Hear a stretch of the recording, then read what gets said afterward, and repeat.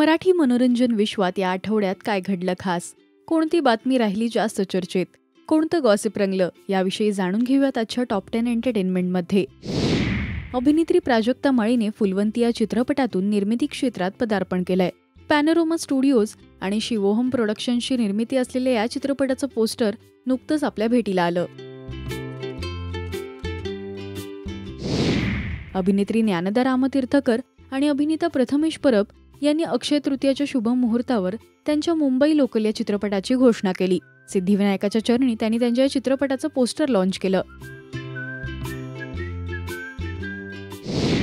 ज्येष्ठ अभिनेते महाराष्ट्र भूषण अशोक सराफ यांचा लाईफलाईन हा चित्रपट लवकरच आपल्या भेटीला येणार आहे. अक्षय तृतीयाच्या शुभ मुहूर्तावर याचं पोस्टर प्रेक्षकांच्या भेटीला आलं. मामांसोबत या चित्रपटात हेमांगी कवी, भरत दाभोळकर, जयवंत वाडकर, शर्मिला शिंदे हे कलाकार झळकणार आहेत.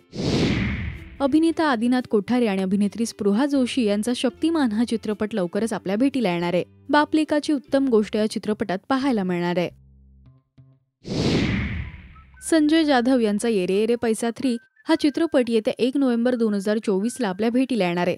याचं मोशन पोस्टर नुकतंच प्रेक्षकांच्या भेटीला आलं. अभिनेत्री सई ताम्हणकर आणि अभिनेता जितेंद्र जोशी लवकरच अग्नी या हिंदी सिनेमातून आपल्या भेटीला येणार आहेत. त्यांनी त्यांच्या सोशल मीडियावर ही आनंदाची बातमी चाहत्यांना दिली. नाच गं घुमा हा चित्रपट प्रदर्शित झाला, पण अभिनेत्री मुक्ता बर्वे तिच्या 4 चौघी या नाटकासाठी परदेशात होती. ती भारतात परतल्यानंतर मधुगंधा कुलकर्णी आणि नम्रता संभेराव यांनी तिचं स्वागत एअरपोर्टवर केलं. याचवेळी त्यांनी नाच गं घुमा या गाण्यावर डान्स सुद्धा केला. अभिनेता प्रसाद ओक आणि अभिनेत्री सई ताम्हणकर हास्यजत्रा टीमसोबत गुलकंद हा नवा सिनेमा घेऊन येणार आहेत. याचा मुहूर्त नुकताच पार पडला. प्रसाद सोबत या चित्रपटात समीर चौगुले, ईशा डे, वनिता खरात झळकणार आहेत.